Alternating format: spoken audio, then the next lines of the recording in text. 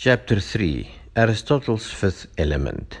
Aristotle found no convincing reason for Pythagoras' idea of Earth moving around the Sun every year.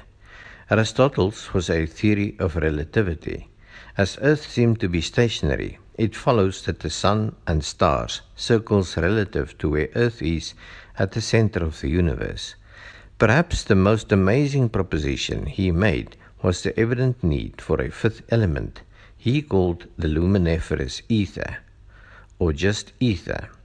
Scientists over the centuries imagined various contraptions to keep and navigate the heavenly bodies in their courses. Aristotle invented the ether. Newton invented an infinite universe.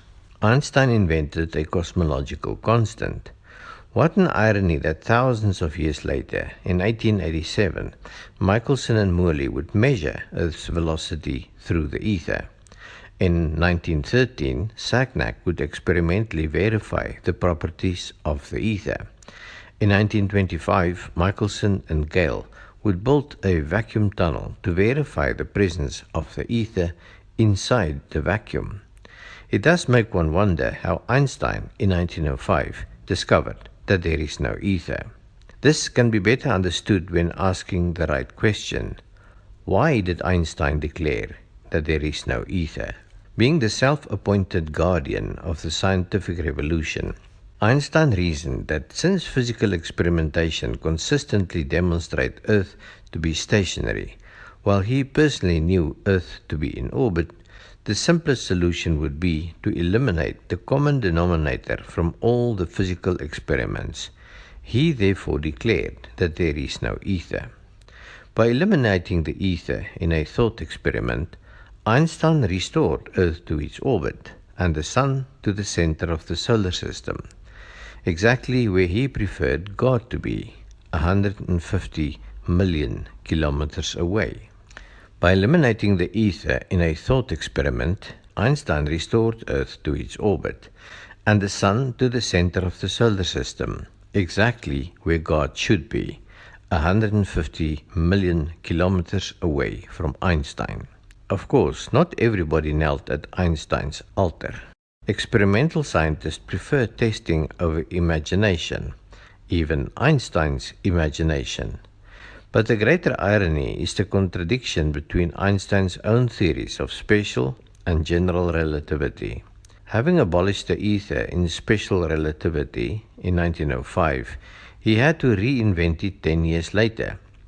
To his credit, he called it different names, such as the fabric of space-time, or quantum fields, or the Sagnac effect. It is essential to be multilingual before doing science. Obfuscation require linguistic prowess. Though Aristotle was not exact in his description of the ether, he understood the need for its function.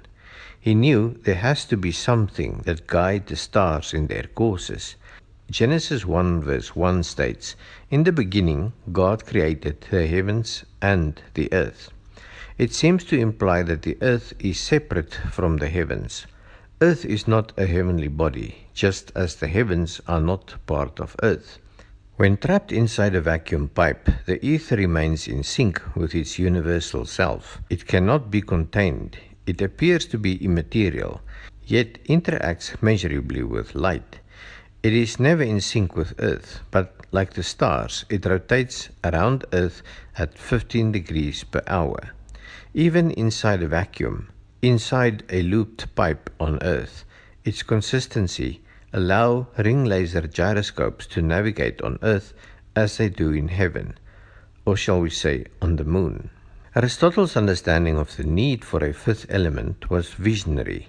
Of course, he left out the other 87 elements, but the ether is an important one, an omnipresent ether that supports light and provides true direction. It almost reminds one of a man born in Bethlehem, of whom it is said, "He is omnipresent, He is light, He is the way and provides true direction."